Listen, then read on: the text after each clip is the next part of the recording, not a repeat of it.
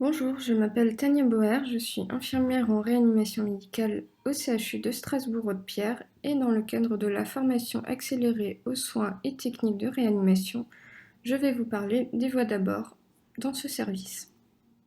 Dans ce topo, nous allons aborder une définition rapide de ce qu'est un cathéter, de la législation en termes de rôle infirmier, puis nous allons aborder les deux principales voies d'abord utilisées en réanimation, c'est-à-dire la voie veineuse centrale ainsi que le cathéter artériel. Nous allons poursuivre avec le pansement de ces dispositifs ainsi que leur ablation et une rapide bibliographie. Pour commencer, nous allons définir ce qu'est un cathéter. Il s'agit d'un dispositif médical stérile, flexible et biocompatible, qu'il soit mono ou multilumière, qu'un opérateur, un médecin, place par voie percutanée dans un vaisseau sanguin, veine ou artère selon le dispositif. La pose d'un cathéter est un procédé médical qui est réalisé à l'aide du personnel paramédical. Il existe différents types de voies d'abord en réanimation. Donc, il y a la voie veineuse périphérique, le cathéter de dialyse, appelé cathéter de Quinton, le cathéter artériel pulmonaire, appelé cathéter de Swan-Ganz, qui arrive jusque dans l'artère pulmonaire et qui sert à calculer le débit cardiaque principalement, le PICO, mais dans ce topo, nous allons principalement parler de la voie veineuse centrale et du cathéter artériel, qui sont les deux voies d'abord les plus fréquemment utilisées. Nous allons maintenant aborder ce qu'est une voie veineuse centrale, ses indications, les complications potentielles, les surveillances en tant qu'infirmier de réanimation, la pose de voie veineuse centrale ainsi que le matériel nécessaire, puis le déroulement du geste. La surveillance, l'utilisation et l'ablation de cathéters centraux est un rôle infirmier sur prescription. Il s'agit d'un dispositif intravasculaire introduit dans la veine cave par un abord jugulaire, sous-clavier ou fémoral. Il permet d'avoir un débit optimal dans la perfusion des traitements grâce à un accès direct à la grande circulation. Ce dispositif peut être mono ou multilumière et il est utilisé dans un but diagnostique comme un monitorage, une pression veineuse centrale et ou thérapeutique comme la perfusion de catécholamine, de solutés hypertoniques, etc. L'indication de la pose d'une voie veineuse centrale est un remplissage rapide lorsque l'utilisation d'un abord périphérique est impossible. La perfusion continue de substances vasopressives puissantes comme la noradrénaline par exemple, ou de produits vénotoxiques comme la nutrition parentérale, et dont l'administration sur un abord périphérique peut se compliquer de nécrose cutanée ou de thrombophlébite par exemple. Une autre indication est une situation critique comme un état de choc ou un arrêt cardio-respiratoire, une impossibilité d'obtenir une voie d'abord veineuse périphérique, chez un patient nécessitant un abord vasculaire de sécurité ou l'administration de traitements disponibles uniquement par voie parentérale. Il peut aussi être indiqué dans le prélèvement sanguin veineux ou la mesure de pression veineuse centrale. Comme dit précédemment, la voie veineuse centrale peut se poser par abord jugulaire, sous-clavier ou fémoral. En première intention, il s'agit de la voie jugulaire interne, pour laquelle la longueur du cathéter est plutôt de 16 cm à droite, car l'accès à la veine cave supérieure est plus direct qu'à gauche, où il faudra utiliser un cathéter d'une longueur de 20 cm. En deuxième intention, il s'agit de la voie fémorale, qui est la voie la plus facile d'accès en cas d'urgence, mais présentant néanmoins le risque infectieux le plus important. Cette voie d'abord nécessite un cathéter de longueur 25 cm. En troisième intention, il s'agit de la voie sous-clavière car elle présente le risque hémorragique le plus important en raison d'une impossibilité d'effectuer une compression mécanique en cas de ponction artérielle accidentelle. Pour la longueur de ce cathéter-là, il s'agit de la même que pour la voie jugulaire interne.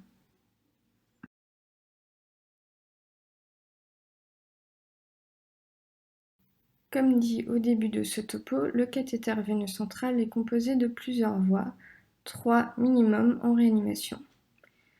Il s'agit de la voie proximale qui est la plus proche de la peau et la plus éloignée du cœur. Elle est dédiée aux catécholamines afin d'éviter les bolus. Ensuite, il peut y avoir une ou plusieurs voies médianes dédiées aux sédations, aux antibiotiques par exemple. Enfin, il y a une voie distale qui est la plus proche du cœur, dédiée à la nutrition parentérale, au remplissage vasculaire principalement. Comme dans tout geste, il existe un risque de complications auxquelles il va falloir être attentif au quotidien. Ces complications peuvent être mécaniques, liées à l'insertion du cathéter. Il peut s'agir d'une hémorragie, d'un pneumothorax, d'un pneumothorax, de lésions nerveuses, d'embolie gazeuse ou encore d'une rupture ou migration du cathéter. Elles peuvent également être infectieuses du fait du passage de la paroi cutanée, comme une colonisation du cathéter ou encore une bactériémie. Elles peuvent également être thrombotiques, comme une thrombose autour du cathéter ou encore une phlébite. Les surveillances infirmières que nous réalisons de façon quotidienne sont liées aux complications potentielles. Il s'agit donc d'une surveillance hémodynamique et respiratoire durant tout le geste.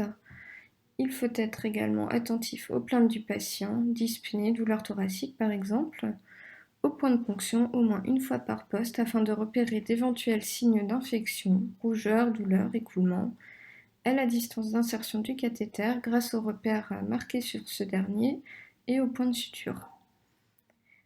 Il est nécessaire également de vérifier la perméabilité, donc que le pansement soit occlusif, qu'il y ait un reflux dans les voies, hormis sur celle des catécholamines, de la cohérence des débits avec les prescriptions, ainsi que de la compatibilité des thérapeutiques perfusées. L'intégrité des rampes est également importante. Il faut que le système soit clos et bien fixé.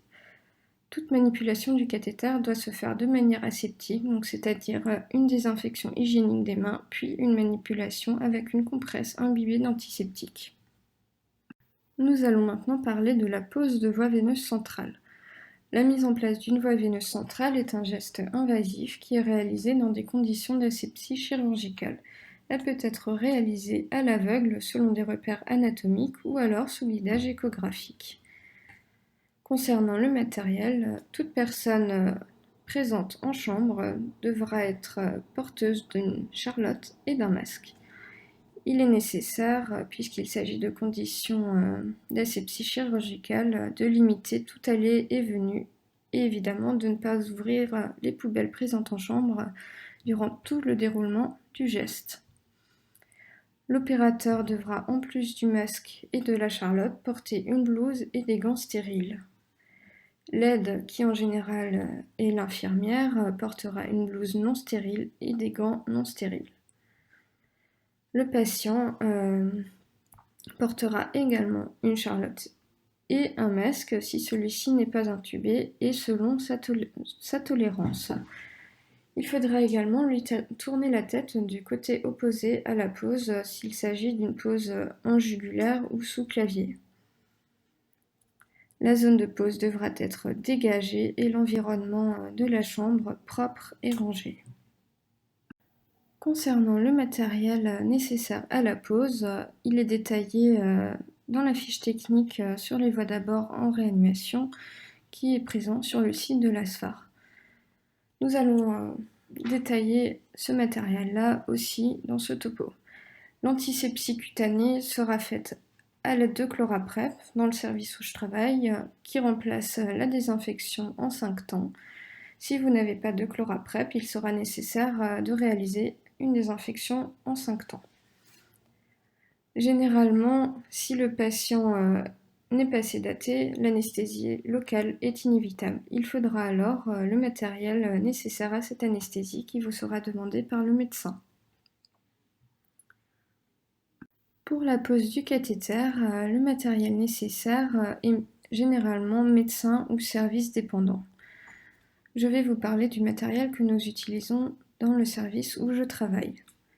Donc il vous faudra 3 champs plats afin de délimiter le site d'insertion, un grand champ afin de recouvrir le patient et de pouvoir déposer le matériel de façon stérile dessus, le cathéter adapté au site d'insertion, l'entretien ou les entretiens selon la prescription médicale. En général, dans un premier temps, il s'agira de 2 NaCl 0,9% de 250 ml et ce sera réévalué par la suite. Nous utilisons également pour le montage des voies, pour la voie distale et médiane, ce sera 2 tubulures adaptées aux pompes à perfusion avec 2 régulateurs de débit, 2 rampes 4 voies, puis à nouveau 2 tubulures afin de relier une deuxième rampe de 2 voies qui sera au plus près du patient. La troisième voie, la voie proximale, il faudra une pieuvre avec entretien par pouce-seringue électrique de NaCl 0,9% à 2 ml/h. Il vous faudra également 2 paquets de 5 compresses stériles, une seringue de 20 ml avec 2 ampoules de NaCl 0,9% et une aiguille qui servira à purger le cathéter après la vérification du reflux. Afin de fixer le cathéter et de fermer de façon occlusive, il vous faudra un set de sutures, un fil de suture non résorbable de la taille demandée par l'opérateur, un antiseptique alcoolique de la même gamme que celle utilisée pour la désinfection cutanée, un pansement occlusif transparent semi-perméable qui vous permettra de bien visualiser le point de ponction après la pose, et éventuellement, s'il y a présence de saignement, un pansement hémostatique. Le déroulement du geste sera également détaillé dans la fiche technique présente sur le site de l'ASFAR. Nous allons en voir les grandes lignes dans ce topo. Tout d'abord, il est nécessaire de réaliser une friction des mains à l'aide de solutions hydroalcooliques avant d'installer le patient en décubitus dorsal ou en Trendelenburg afin d'éviter le risque d'embolie gazeuse. La tête sera du côté opposé au point de ponction s'il s'agit d'un site en jugulaire ou sous-clavier.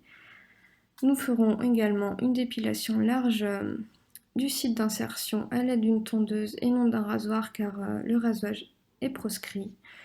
Puis nous pourrons réaliser une antisepsie cutanée en 5 temps ou à l'aide de Chloraprep. Une fois que cela est fait, nous pourrons aider l'opérateur à s'habiller de manière stérile. Il aura avant cela réalisé un lavage chirurgical des mains, puis une friction à l'aide de solutions hydroalcooliques. Nous pourrons ensuite lui servir aseptiquement le matériel nécessaire à la pose. Donc tout d'abord les 3 champs plats afin de délimiter la zone de ponction, puis le grand champ afin que nous puissions lui ouvrir et lui déposer le matériel de façon stérile sur ce champ. L'opérateur posera aussi le cathéter à l'aide généralement d'un échographe. Donc nous pourrons lui servir une gaine stérile pour enfiler la sonde d'échographie, un gel d'échographie stérile, puis la sonde d'échographie. Après cela, l'opérateur pourra poser le cathéter, vérifier le reflux, purger les voies du cathéter et le fixer. Une fois fixé, l'infirmière pourra servir aseptiquement les voies à l'opérateur qui pourra ensuite les monter et les purger. Après avoir purgé les voies et revérifié l'emplacement du cathéter à l'aide de l'échographe, l'opérateur pourra brancher les lignes de perfusion au cathéter. Il pourra ensuite nettoyer la zone avec la même gamme antiseptique que celle utilisée pour la désinfection cutanée que nous avons réalisée avant le geste. Il pourra ensuite fermer le point de ponction à l'aide d'un pansement transparent semi-perméable et y ajouter un pansement hémostatique s'il y a un saignement. Une fois la zone fermée, nous pourrons éliminer les déchets en lui tendant une boîte piquant tranchant, puis les autres déchets en respectant le circuit adéquat. Après l'élimination des déchets, il faudra réinstaller le patient et demander une radio du thorax avant de pouvoir utiliser le cathéter s'il s'agit d'une ponction jugulaire ou en sous-clavier. Après la pose du cathéter, il est nécessaire d'en réaliser la traçabilité en transmettant dans le dossier de soins par écrit le nom de l'opérateur, le lieu de pose, le site d'insertion, le numéro de lot et le jour de pose. Vous pourrez voir sur les 2 diapositives suivantes un schéma que nous suivons dans le service où je travaille pour l'organisation des 3 voies du cathéter, ainsi que le matériel que nous utilisons pour le montage des voies.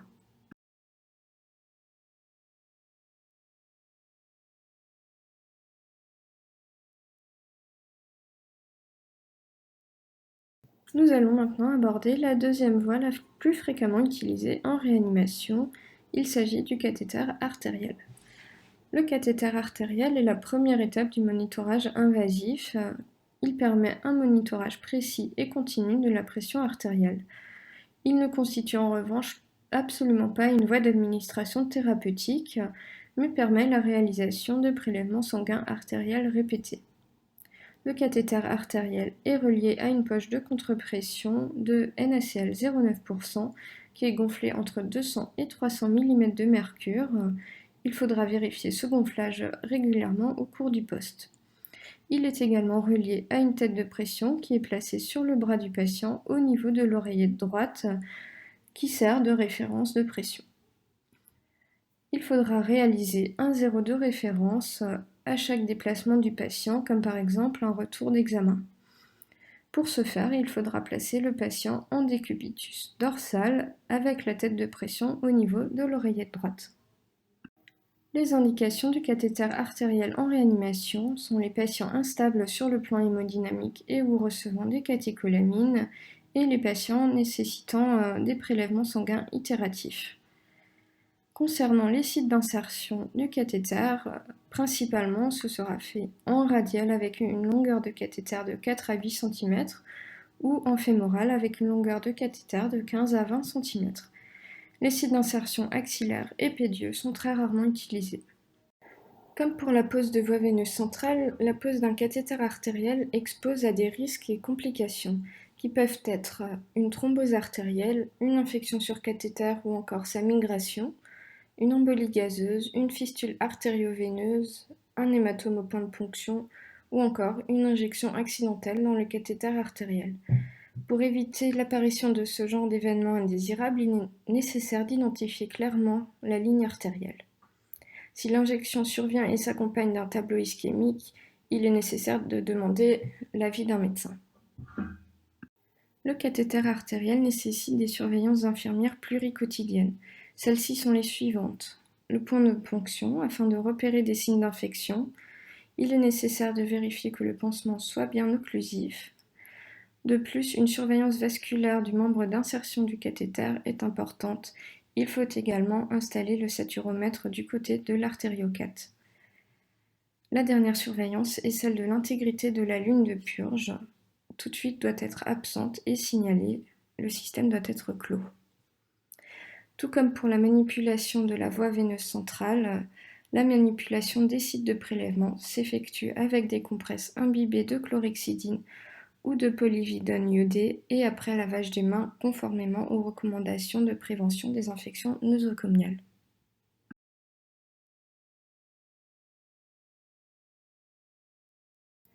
Nous allons maintenant aborder le matériel nécessaire à la pose d'un cathéter artériel.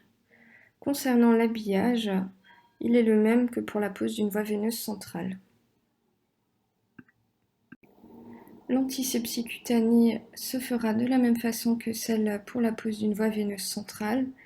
L'anesthésie locale se fait avec un patch EMLA ou avec l'anesthésique locale demandée par le médecin. Le cathéter artériel sera choisi de taille adaptée au site de ponction. De plus, il faudra un champ plat, un champ troué, 2 paquets de 5 compresses stériles, une poche de NaCl 0,9% 500 ml, une poche de contre-pression, un circuit prémonté avec tête de pression, perfuseur et tubulure avec robinet 3 voies, un support de tête de pression, un câble de pression qui sera relié au noduloscope compatible, un set de suture avec un fil de suture non résorbable de la taille demandée par l'opérateur, un antiseptique alcoolique qui sera le même que pour la désinfection cutanée, un pansement occlusif transparent semi-perméable de type Tegaderm renforcé afin de bien visualiser le point de ponction après la pose. Si nécessaire, nous pouvons également prendre un pansement hémostatique. Le déroulement de la pose d'un cathéter artériel est détaillé dans la fiche technique présente sur le site de l'ASFAR. Avant de débuter le geste, il est nécessaire de réaliser une friction des mains à la solution hydroalcoolique. Après cela, nous pourrons réaliser l'installation du patient en décubitus dorsal avec sa main en hyperextension. Nous pourrons ensuite dépiler la zone de ponction à la tondeuse si nécessaire. Avant de réaliser l'antisepsie cutanée, nous pourrons aider l'opérateur à s'habiller de manière stérile. Une fois l'opérateur habillé, l'infirmière pourra servir aseptiquement le matériel nécessaire à la pose. Tout d'abord le champ troué, puis le champ plat afin de pouvoir poser le reste du matériel sur ce dernier. L'opérateur repère le pouls, pose le cathéter par technique de selle d'Inger, le fixe à la peau avec le fil de suture non résorbable, puis prend le circuit prémonté tendu par l'infirmière, le purge à l'aide de la poche de NaCl, le branche sur le cathéter. Nous vérifierons ensuite à l'aide du câble de pression branché au module de scope si un tracé s'affiche.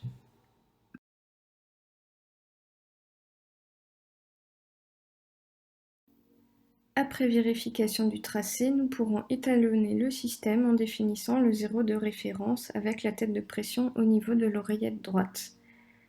L'opérateur nettoiera ensuite la zone avec la même gamme d'antiseptiques que celle utilisée pour la préparation cutanée. Il respectera le temps de séchage puis fermera avec le pansement occlusif semi-perméable et le pansement hémostatique si nécessaire.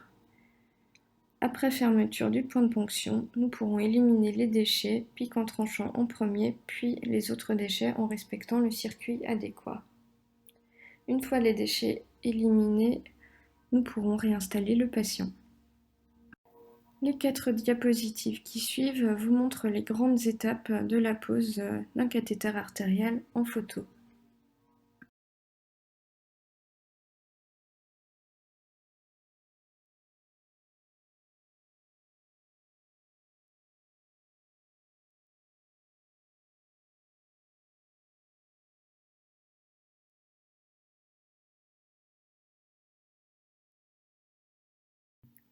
Comme tout geste, il est nécessaire de le tracer dans le dossier de soins par écrit.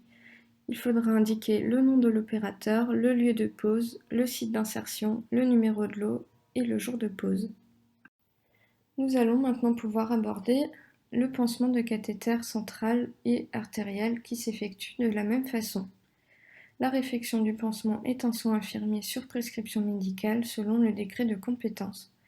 Ce soin a pour but de limiter les infections et les risques d'ablation accidentelle du cathéter. Il est à réaliser chaque fois que le pansement est souillé ou non occlusif et de manière systématique à une fréquence définie dans le protocole de service, 4 jours au CHU de Strasbourg, mais sans dépasser un délai de 7 jours. Le matériel nécessaire à la réfection du pansement ressemble à celui pour la voie veineuse centrale et la pose de cathéter artériel. Pour l'habillage, ce sera exactement le même. Pour la réfection du pansement, il vous faudra un champ troué, un pansement occlusif transparent semi-perméable avec plus ou moins un pansement hémostatique si nécessaire. Et pour l'antisepsie, nous utiliserons du Chlora-Prep ou nous réaliserons une désinfection en 5 temps. Je vais maintenant vous détailler le déroulement du soin. Nous commencerons par un habillage, puis une désinfection des mains avant d'installer le patient en décubitus dorsal. Ce dernier portera une charlotte et un masque s'il n'est pas intubé. L'aide, qui est généralement l'aide-soignante, retire le pansement en prenant garde à ne pas déplacer le cathéter, retire ses gants, se frictionne les mains et aide l'infirmière à s'habiller après qu'elle ait réalisé une désinfection des mains. L'aide-soignante sert ensuite aseptiquement à l'infirmière le matériel nécessaire à la réfection du pansement, soit un champ troué, et y dispose le Chlora-Prep ou le nécessaire pour une désinfection en 5 temps, et le pansement occlusif transparent semi-perméable. L'infirmière réalise ensuite la désinfection du point de ponction tout en vérifiant l'absence de signes d'infection. Elle respectera le temps de séchage de 30 secondes minimum, fermera le point de ponction à l'aide du pansement transparent occlusif semi-perméable, éliminera les déchets dans le circuit adéquat puis nous réinstallerons ensemble le patient et l'opérateur réalisera la traçabilité du soin dans le dossier du patient, c'est-à-dire le jour de la réflexion, l'aspect et le type de pansement. Je vais maintenant terminer ce topo en vous parlant de l'ablation de voie veineuse centrale ou cathéter artériel qui s'effectue de la même façon. L'ablation d'un cathéter est un acte infirmier sur prescription médicale selon le décret de compétence. L'indication d'un retrait d'une voie veineuse centrale ou d'un cathéter artériel est une infection ou l'arrêt des traitements nécessitant ce type de dispositif. L'habillage est le même que celui pour la réfection d'un pansement, la pose d'un cathéter artériel ou d'une voie veineuse centrale. Le matériel nécessaire à l'ablation est un chantroué, une désinfection en 5 temps, donc un set de pansement stérile, un savon antiseptique, 2 ampoules de NaCl 0,9% et un antiseptique alcoolique. Il vous faudra également un pansement occlusif transparent semi-perméable de type Tegaderm renforcé, des compresses stériles, un coupe-fil, et s'il faut mettre en culture le cathéter, donc un envoi en bactériologie, mycologie selon la prescription médicale, il faudra ajouter une paire de ciseaux stériles, 2 dispositifs de recueil stériles ou le nombre correspondant au nombre de laboratoires dans lesquels sera envoyé le cathéter. Le déroulement du soin est quasiment le même que pour la réfection d'un pansement de voie veineuse centrale et cathéter artériel. Il est également détaillé dans la fiche technique présente sur le site de l'ASFAR. Après désinfection des mains, habillage, préparation du patient, ouverture du pansement, l'aide-soignante retirera ses gants et aidera l'infirmière à s'habiller. Pour l'ablation d'une voie veineuse centrale, il est nécessaire de penser à arrêter toutes les perfusions avant le geste. L'aide-soignante pourra ensuite servir aseptiquement à l'opérateur le matériel nécessaire à l'ablation du cathéter, c'est-à-dire un chantroué sur lequel elle pourra y disposer le nécessaire pour une désinfection en 5 temps, les compresses stériles, le coupe-fil et le pansement occlusif transparent semi-perméable. L'infirmière pourra ensuite réaliser la désinfection du point de ponction, couper les fils à l'aide du coupe-fil et retirer le cathéter en appliquant une compresse imbibée d'antiseptique sur le point de ponction. S'il est demandé de mettre en culture le cathéter, l'aide-soignante ouvrira les dispositifs de recueil stérile dans lesquels l'infirmière pourra glisser l'extrémité du cathéter, puis l'aide-soignante se saisira de la paire de ciseaux stériles en prenant garde à ne pas toucher les lames, puis coupera l'extrémité du cathéter. S'il y a plusieurs dispositifs stériles, il est nécessaire de réitérer l'opération. L'infirmière pourra ensuite effectuer une compression d'environ 5 minutes sur le point de ponction, tout en effectuant un massage afin de dissocier les orifices d'entrée cutanée et profonds et ainsi prévenir l'embolie gazeuse. Une fois la compression réalisée, l'infirmière fermera le point de ponction à l'aide du pansement transparence occlusif semi-perméable qu'elle disposera sur des compresses stériles. Elle pourra ensuite éliminer les déchets dans le circuit adéquat et laisser le patient en décubitus dorsal strict durant 1 heure minimum et selon le protocole du service. Il faudra ensuite penser à tracer le soin dans le dossier du patient, donc c'est-à-dire jour, aspect et type de pansement. Au retrait du cathéter, il est important de vérifier que ce dernier soit complet. Pour finir, il faudra prendre garde aux signes d'embolie gazeuse, principalement désaturation, dyspnée, plainte du patient, troubles de la conscience ou visuel, malaise, ainsi qu'à l'aspect du pansement.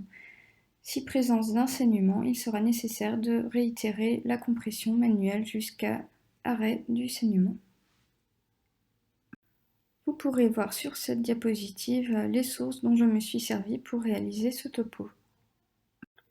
Nous arrivons maintenant au bout de ce topo dont vous pourrez retrouver tous les détails dans la fiche technique présente sur le site de l'ASFAR. Merci pour votre attention.